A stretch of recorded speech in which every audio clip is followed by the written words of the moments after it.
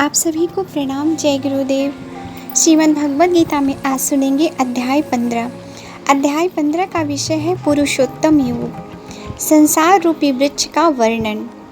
अध्याय शुरू करने से पहले आइए हम सभी मिलकर गायत्री मंत्र कर लेते हैं। ओम भूर्भुवः स्वः तत्सवितुर्वरेण्यं भर्गो देवस्य धीमहि धियो यो नः प्रचोदयात्। आइए अध्याय शुरू करते हैं। श्री भगवान ने कहा, हे अर्जुन, इस संसार को अविनाशी वृक्ष कहा गया है, जिसकी जड़ें ऊपर की ओर हैं और शाखाएं नीचे की ओर, तथा इस वृक्ष के पत्ते वैदिक स्रोत हैं। जो इस अविनाशी वृक्ष को जानता है वही वेदों का जानकार है। इस संसार रूपी वृक्ष की समस्त योनियां रूपी शाखाएं नीचे की ओर, ऊपर सभी ओर फैली हुई हैं। इस वृक्ष की शाखाएं प्रकृति के तीनों गुणों द्वारा विकसित होती हैं। इस वृक्ष की इंद्रिय विषय रूपी कोपले हैं। इस वृक्ष की जड़ों का विस्तार नीचे की ओर भी होता है, जो कि सकाम कर्म रूप से मनुष्यों के लिए फल रूपी बंधन उत्पन्न करती है। इस संसार रूपी वृक्ष के वास्तविक स्वरूप का अनुभव इस जगत में नहीं किया जा सकता, क्योंकि न तो इसका आदि है और ना ही इसका अंत है, और ना ही इसका कोई आधार ही है। अत्यंत दृढ़ता से स्थित इस वृक्ष को केवल वैराग्य रूपी हथियार के द्वारा ही काटा जा सकता है। वैराग्य रूपी हथियार से काटने के बाद मनुष्य को उस परम लक्ष्य परमात्मा के मार्ग की खोज करनी चाहिए, जिस मार्ग पर पहुंचा हुआ मनुष्य इस संसार में फिर कभी वापस नहीं लौटता है। फिर मनुष्य को उस परमात्मा के शरणागत हो जाना चाहिए, जिस परमात्मा से इस आदि रहित संसार रूपी वृक्ष की उत्पत्ति और विस्तार होता है। जो मनुष्य मान प्रतिष्ठा और मोह से मुक्त है तथा जिसने सांसारिक विषयों में लिप्त मनुष्यों की संगति को त्याग दिया है, जो निरंतर परमात्मा स्वरूप में स्थित रहता है, जिसकी सांसारिक कामनाएं पूर्ण रूप से समाप्त हो चुकी हैं और जिसका सुख दुख नाम का भेद समाप्त हो गया है, ऐसा मोह से मुक्त हुआ मनुष्य उस अविनाशी परम पद परम धाम को प्राप्त करता है। उस परम धाम को न तो सूर्य प्रकाशित करता है, न चंद्रमा प्रकाशित करता है और ना ही अग्नि प्रकाशित करती है। जहाँ पहुंचकर कोई भी मनुष्य इस संसार में वापस नहीं आता, वही मेरा परम धाम है। आगे सुनेंगे जीव और परमात्मा का वर्णन। हे अर्जुन, संसार में प्रत्येक शरीर में स्थित जीवात्मा मेरा ही सनातन अंश है, जो कि मन सहित छहों इंद्रियों द्वारा प्रकृति के अधीन होकर कार्य करता है। शरीर का स्वामी जीवात्मा छहों इंद्रियों के कार्यों को संसार रूप में ग्रहण करके इस शरीर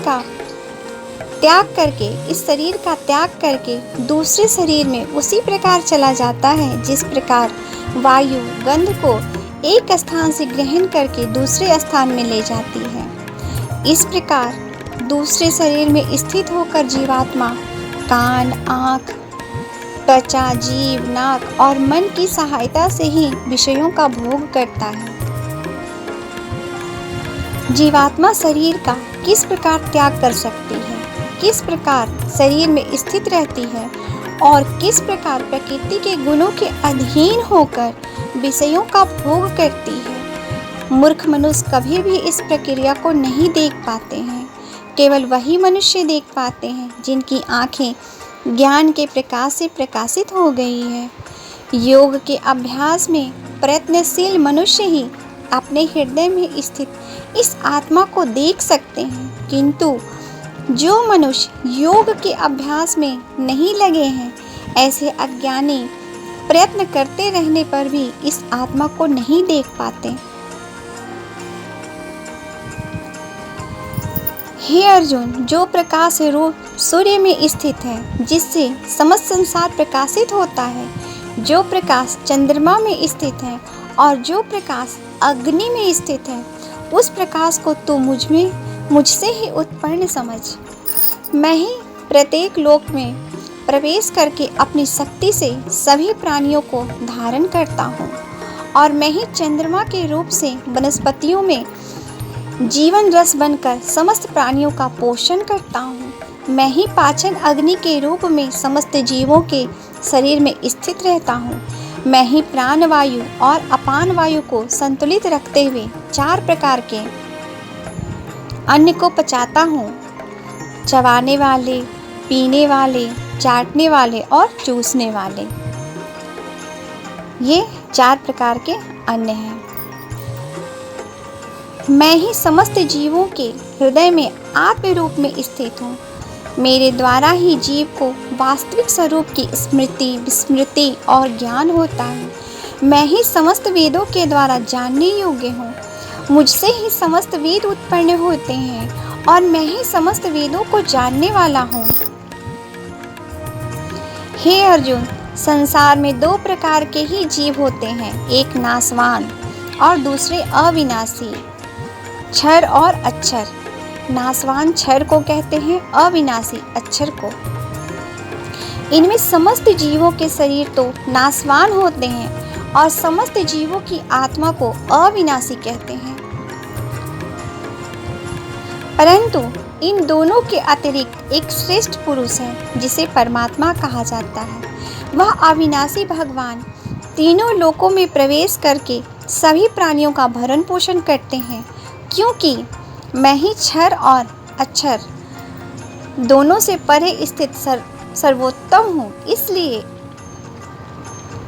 संसार में तथा वेदों में पुरुषोत्तम रूप में विख्यात हूँ। हे भरतवंशी अर्जुन, जो मनुष्य इस प्रकार मुझ में संचय रहित होकर भगवान रूप से जानता है, वह मनुष्य मुझे ही सब कुछ जानकर सभी प्रकार से मेरी ही भक्ति करता है। हे निष्पाप अर्जुन, इस प्रकार यह शास्त्रों के अतिरिक्त गोपनीय रहस्य मेरे द्वारा कहा गया है।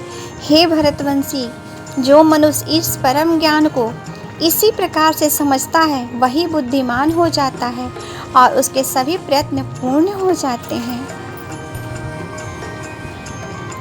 इस प्रकार उपनिषद, ब्रह्म विद्या तथा योग शास्त्र रूप श्रीमद् भगवत गीता के श्री कृष्ण अर्जुन संवाद में पुरुषोत्तम योग नाम का 15वां अध्याय संपूर्ण हुआ। हरि ओम तत्सत। जय गुरुदेव। आज के लिए यहीं तक। आप सभी को प्रणाम।